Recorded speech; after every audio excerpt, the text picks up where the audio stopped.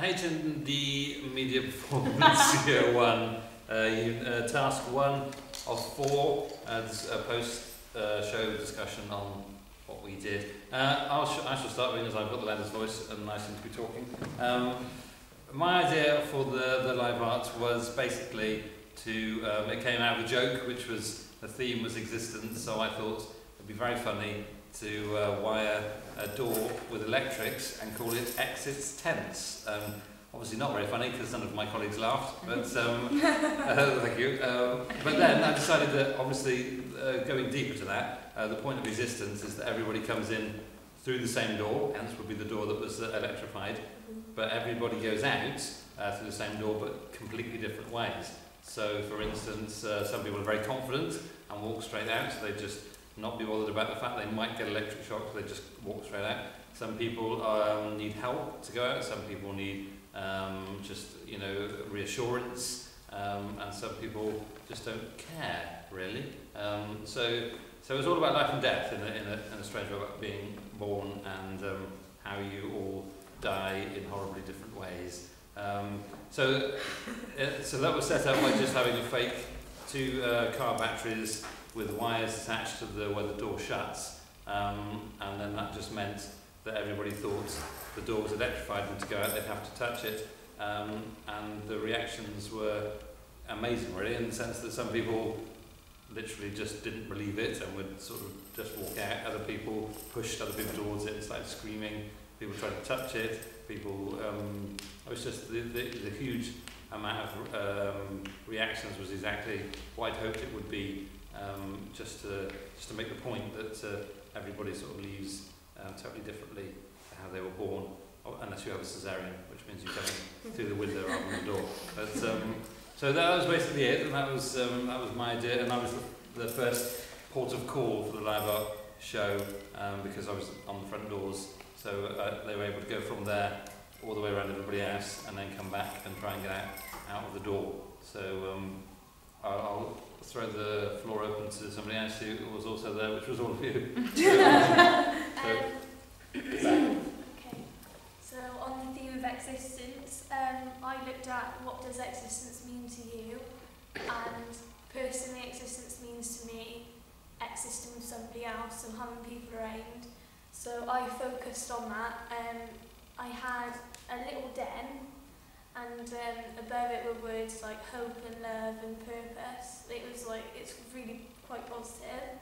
And inside was photos of me with people I love, other people with people they love. It was open to anybody to have photos in there, but each photo was people with people, so there was never one person on their own. And so people would obviously come round, and I would invite them in, and it was on the basis that I was non-existent when I was on my own, so I'd be sat in there completely frozen, but then as soon as somebody came up to interact, I would be, well, basically come to life. So they would enter in, and if they wanted to, some were a bit hesitant, I scared the life out of some people, and so they would come in, and I would basically, quite schizophrenically, talk to them like they were one of my friends and that they were in a photo. So I would state a memory, and because I think existence, well, basically is made up of just loads and loads of memories. And I would talk to them, and as soon as I'd finish that memory, I would just freeze and block off. And so it was up to them whether they wanted to stay in and have a look, or they could just leave. It was open to them. And there were post-it notes outside which said, what does existence mean to you? So they were open to write on those and then stick them on the wall. And then before I did the live art show, just to get the ball rolling, to have some there, I sent a communal text message to a lot of friends and friends of friends to ask what existence means to them.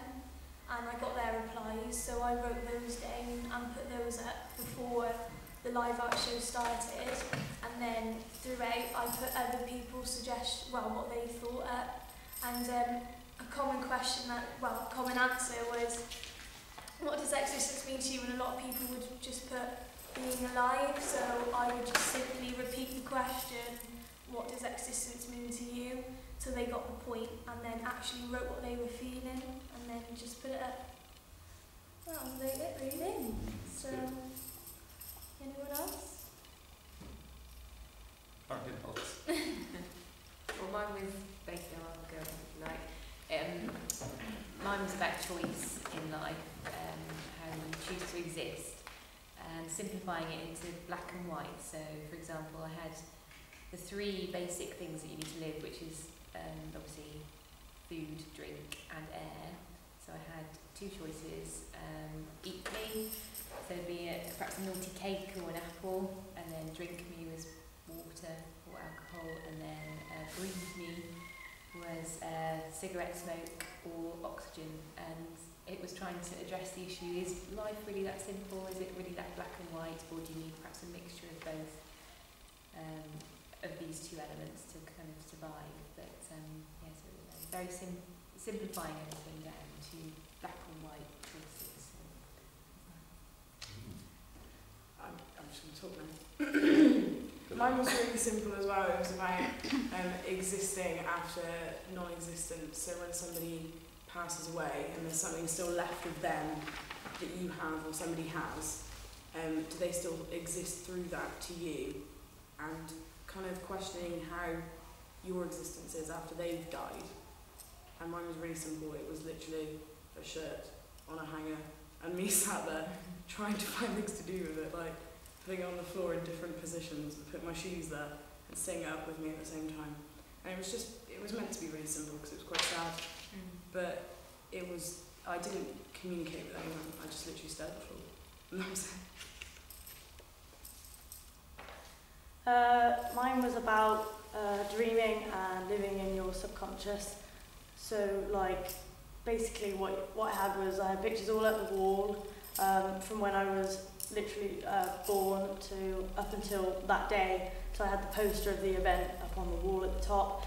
I had blank cards surrounding the top to show future pictures of what could be there, unknown things. I had dates, times. I had a birthday banner above it, because obviously my next birthday will be coming, but obviously I can't symbolise what happens, I don't know. But it's about living, do we live in our dreams, or do we live for, like, dreaming? So if we dream something, will it happen in our existence, or can we exist without dreams, or things like that? So using all my memories makes my existence. If that wasn't there, then I wouldn't have my existence as it is now. So it's a constant thing of how I exist, but not just me. I had a dream catcher in the middle because I lay on a bed asleep and like I had lights in it so that and it had a little control so I could change it when my like brain wavelength would change in my sleep pattern. So if I'd wake up, it would be fast and rushing because I would be thinking and constant and up. If it was slow, it means I was at peace and I was sleeping and thinking.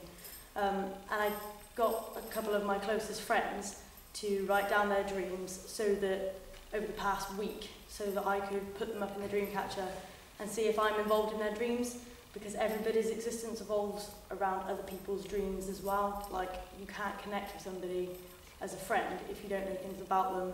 If they're not in your mind and things like that, you don't know them or you know them. So that's existing with people. And in my life, I exist with people who are close to me and they're always in my dreams and I think about them. So their dreams are written in the dream catcher for people to read and try and think about who they care about and things like that.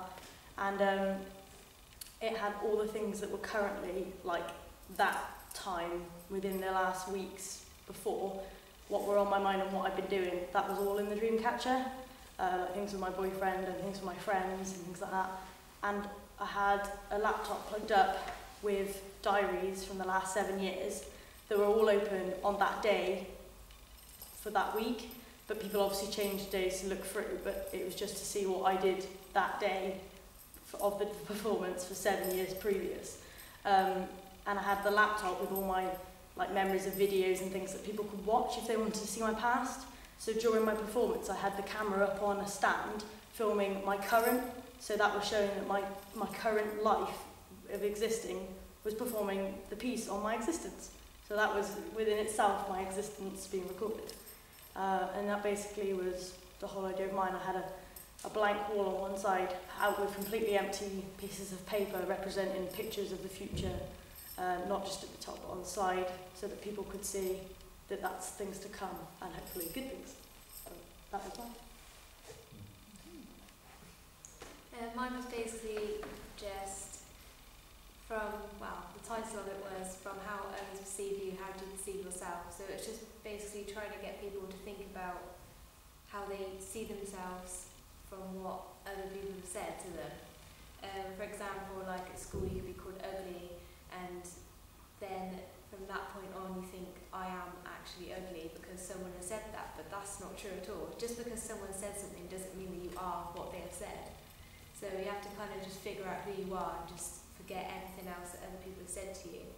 And so I just wanted people to think positively about themselves. And so I put sticky labels up on the wall, and I asked everyone to write a positive thing they've been called or a positive moment, so, and then stick it on me. And I had negative names written on myself, as if the negative names I've been called is embedded into my mind. So it's like I think about them all the time. So then it's like the positive label stuck on me can be easily peeled off and replaced by the negative. But I just wanted people to think for just 1 minute positive thing about themselves, and if they did, that's all I really wanted to achieve. That was just basically my idea. I wanted to explore communication and how we exist with technology. It's a big part of everyone's life now. So I went about this. I put in some mannequins, laptops and phones, you know, all sat at the table. Obviously not moving or doing anything to signify that it's a very cut-off thing. There's no communication in real life, just only through technology. And I contrasted it with a table where I was sat with a note saying everyone's free to chat or play games and stuff. I also used other elements, like I put little lights there and stuff, and empty glasses, because they don't really socialise. They only socialise on their own, because they're sort of socialising people, but not physically. I liked a lot of elements how it worked, because people came in and they were like a little bit shy to start with, and you know they're very interested in going up to see the mannequins, and they really enjoyed it. And most people, when they asked about it, they were like, oh yeah, sounds like someone I know, you know, they're always on the laptop and this, that and the other. And I asked people to write comments.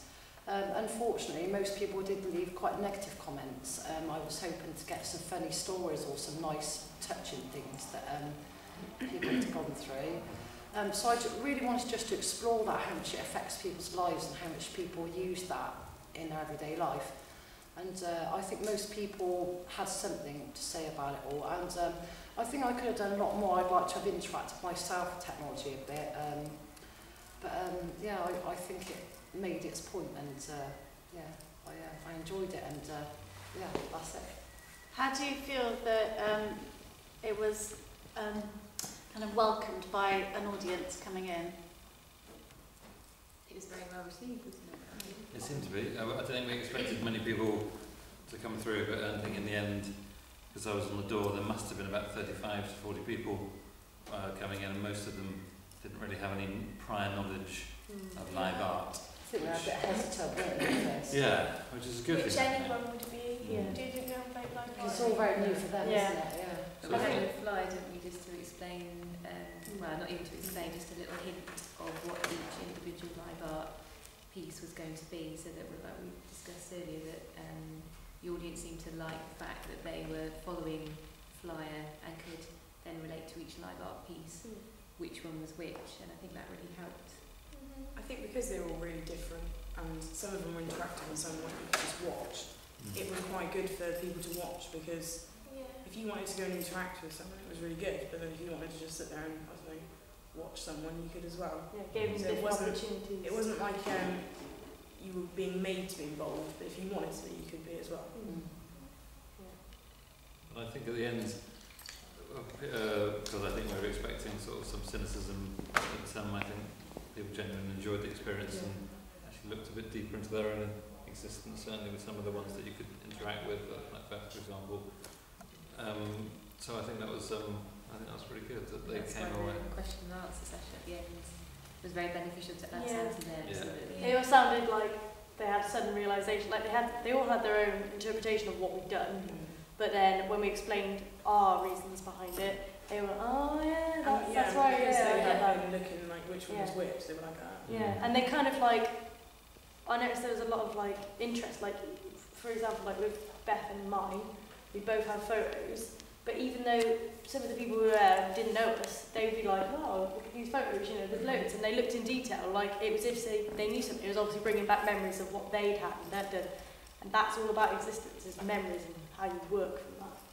So, it's pretty good.